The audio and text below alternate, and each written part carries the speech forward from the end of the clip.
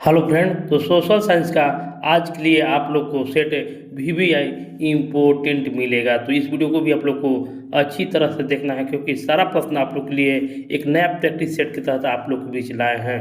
तो इस वीडियो को आप लोग को पूरा अच्छी तरह से देखना है। तो शुरू है आज का वीडियो। तो पहला प्रश्न आप लोग के बीच है, सांख्य दर्शन के प्रतिपादक निम्न में से किसे माना जाता है? सांख्य दर्शन का प्रतिपादन निम्न में से किसे माना जाता है? कपिल मुनि को, अक्षपाद गौतम को, कणाद को, या उपयुक्त में से एक से अधिक को, या इनमें से कोई नहीं को? तो सांख्य दर्शन के प्रतिपादक जो हैं वो कपिल मुनि है। कपिल मुनि सांख्य दर्शन के प्रतिपादक हैं। अशोक का शासनकाल कब से शुरू माना जाता है? अशोक का शासनकाल कब से शुरू माना जाता है? ये भी क्वेश्चन वीवीआई इम्पोर्टेंट है। अशोक का शासनकाल जो है वो बिंदुसार के मृत्यु के बाद अशोक का शासनकाल शुरू होता है। गुर्जर प्रतिहार वंश का महान शासक कौन था? गुर्जर प्रतिहार वंश का महान शासक कौन था? तो इसका जो आंसर होगा मिहिर भोज। मिहिर भोज गुर्जर प्रतिहार वंश का महान शासक था। निम्न में से कौन भक्ति संत रामानंद के शिष्य थे? इनमें से कौन जो हैं वो भक्ति संत रामानंद के शिष्य थे? कबीर, रैदास, धन्ना, या उपयुक्त में से एक से अधिक? तो रामानंद के शिष्य उपयुक्त में से एक से अधिक कबीर, रैदास और धन्ना सभी संत रामानंद के शिष्य थे। मुगल प्रशासन में विदेश मामले को देखने वाले विभाग को क्या कहा जाता था? देखिए, विदेश मामले को देखने वाले विभाग को क्या कहा जाता था? तो दीवान ए रसालत विदेश मामले को देखने वाले को कहा जाता था। बक्सर युद्ध के समय मुगल बादशाह कौन था? बक्सर युद्ध के समय मुगल बादशाह कौन था? तो डायरेक्ट आज आप लोग को आंसर मिल रहा है, शाह आलम द्वितीय बक्सर युद्ध के समय मुगल बादशाह था। औरंगजेब के बाद मोहम्मद शाह किस शासक के बाद गद्दी पर बैठा था? औरंगजेब के बाद मोहम्मद शाह किस शासक के बाद बैठा था? इसका आंसर होगा फारुखसियर। फारुखसियर के बाद मोहम्मद शाह, जिसको रंगीला बादशाह कहा जाता है, तो फारुखसियर के बाद मोहम्मद शाह बैठा था।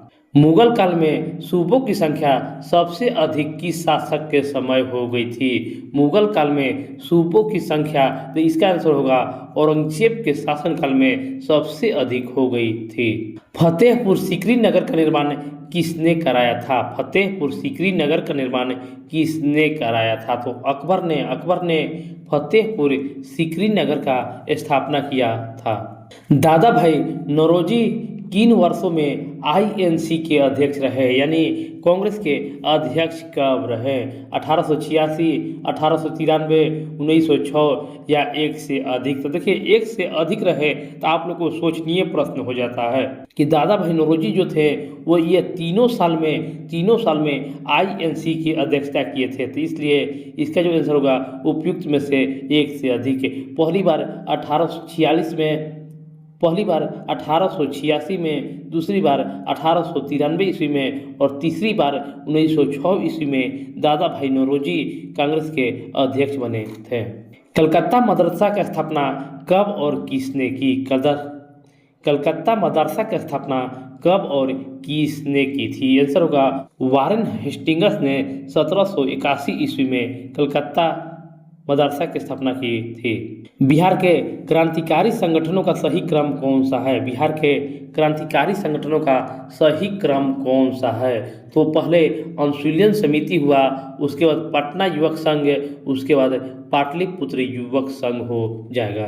बिहार से संबंधित स्वतंत्रता आंदोलन के कौन सा तथ्य सही है? बिहार से संबंधित कौन सा स्वतंत्रता आंदोलन सत्य है? राजेंद्र प्रसाद ने वकालत छोड़ी, जयप्रकाश नारायण ने पटना कॉलेज छोड़ा, बलदेव साहब ने महाधिवक्ता पद छोड़ा, उपयुक्त में से कोई नहीं। तो उपयुक्त में से एक से अधिक बिहार से संबंधित स्वतंत्रता आंदोलन का सही तथ्य है। स्वामी बिरजानंद किसके गुरु थे? स्वामी बिरजानंद किसके गुरु थे? तो स्वामी दयानंद सरस्वती स्वामी बिरजानंद के गुरु थे। 1942 में जयप्रकाश नारायण किस जेल से फरार हो गए थे? 1942 ईस्वी में जयप्रकाश नारायण किस जेल से फरार हो गए थे? तो हजारीबाग जेल से जयप्रकाश नारायण फरार हो गए थे। द्वितीय अफीम युद्ध कब हुआ था? द्वितीय अफीम युद्ध कब हुआ था? आंसर होगा 1856 से 60 ईस्वी के बीच द्वितीय अफीम युद्ध हुआ था। लौह और रक्त नीति किसने अपनाई? लौह और रक्त नीति किसने अपनाई थी? नेपोलियन, मैजनी या बिस्मार्क? तो लौह और रक्त नीति जो है वो बिस्मार्क ने अपनाई थी। लियो टोल्स्टॉय किस देश के थे? लियो टोल्स्टॉय किस देश के थे? फ्रांस, रूस या जर्मनी? इसका जवाब आपको कमेंट बॉक्स में आप लोग को देना है कि लियो टोल्स्टॉय किस देश के थे। यूनान के स्वतंत्रता आंदोलन में कौन उसके पक्ष में नहीं था? यूनान के स्वतंत्रता आंदोलन में कौन उसके पक्ष में नहीं था? ऑस्ट्रिया, प्रसा, मिस्र या उपयुक्त में से एक से अधिक? तो इसका आंसर होगा उपयुक्त में से एक से अधिक यूनान के स्वतंत्रता आंदोलन के उसके पक्ष में नहीं था।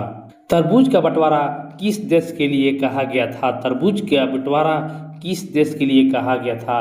भारत, चीन या अफ्रीका? तरबूज का बंटवारा जो है वो चीन के लिए कहा गया था। प्रथम विश्व युद्ध में मित्र राष्ट्र कौन थे? प्रथम विश्व युद्ध में मित्र राष्ट्र कौन थे? आंसर होगा रूस, फ्रांस और ब्रिटेन प्रथम विश्व युद्ध में मित्र राष्ट्र थे।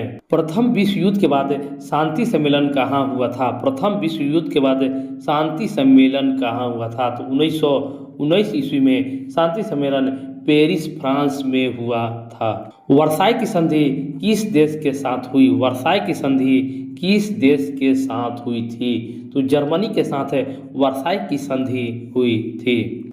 1879 के द्वैत संधि किन दो देशों के बीच हुई थी? 1879 के द्वैत संधि किन दो देशों के बीच हुई थी? आंसर जर्मनी और ऑस्ट्रिया के बीच द्वैत संधि हुई थी। नानाघाट अभिलेख निम्न में से किस वंश से संबंधित है? नानाघाट अभिलेख निम्न में से किस वंश से संबंधित है? मौर्य, सातवाहन या गुप्त? नानाघाट अभिलेख जो है वो सातवाहन वंश से संबंधित है। प्राचीन भारत का कौन सा शासक आजीवक संप्रदाय का अनुयायी था? ये भी VVI इम्पोर्टेंट प्रश्न है। प्राचीन भारत का कौन सा शासक जो हुआ वो आजीवक संप्रदाय का अनुयायी हुआ था? तो बिंदुसार आजीवक संप्रदाय का अनुयायी हुआ था। नाग दशक मगध के किस राजवंश का अंतिम शासक था? नाग दशक जो है वो हर्यक वंश का अंतिम शासक हुआ था। निम्न में से कौन सा सही सुमेलित है? कौन सही सुमेलित है? तो उपयुक्त में से एक से अधिक सही सुमेलित है।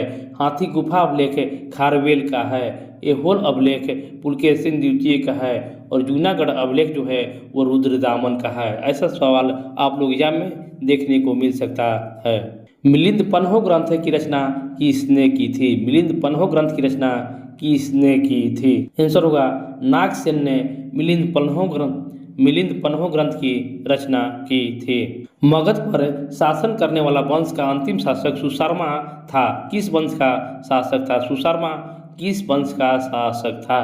तो सुशर्मा जो था वो कन्नौ वंश का शासक था। सुदर्शन झील का निर्माण किस शासक के कार्यकाल में हुआ था? सुदर्शन झील का निर्माण किस शासक के कार्यकाल में हुआ था? तो चंद्रगुप्त मौर्य के शासनकाल में सुदर्शन झील का निर्माण हुआ था। राजतरंगिणी ग्रंथ की रचना किसने की थी? राजतरंगिणी ग्रंथ की रचना किसने की थी? तो कलहन ने राजतरंगिणी ग्रंथ की रचना की थी। धर्म चक्र प्रवर्तन किसे कहा जाता है? धर्म चक्र प्रवर्तन किसे कहा जाता है? तो बुद्ध के प्रथम उपदेश को धर्म चक्र प्रवर्तन कहा जाता है। निम्न से कौन सी रचना हर्षवर्धन के द्वारा रचित नहीं है? निम्न से कौन सी रचना हर्षवर्धन द्वारा रचित नहीं है? रत्नावली, नागानंद, प्रियदर्शिका या उपयुक्त में से एक से अधिक या उपयुक्त में से कोई नहीं? तो हर्षवर्धन द्वारा रचित नहीं है, इसके आंसर होगा उपयुक्त में से कोई नहीं, क्योंकि ये तीनों जो है वो हर्षवर्धन के द्वारा रचित है। रत्नावली, नागानंद और प्रियदर्शिका ये तीनों हर्षवर्धन के द्वारा रचित है। हंगरी की भाषा क्या है? हंगरी की भाषा क्या है? तो मैग्यार हंगरी की भाषा है। रूस की बोल्शेविक क्रांति का नेतृत्व किसने किया था? रूस की बोल्शेविक क्रांति का नेतृत्व किसने किया था? केरेंस्की, ट्रोट्स्की, लेनिन या उपयुक्त में से एक से अधिक। तो इसी में से बोल्शेविक क्रांति का नेतृत्व जो है वो लेनिन ने किया था। इनमें से कौन हिंद चीन के राष्ट्र में शामिल नहीं था? हिंद चीन के राष्ट्र में शामिल नहीं था। तो इसमें से चीन जो है वो हिंद चीन के राष्ट्र में शामिल नहीं था। भारत में 1917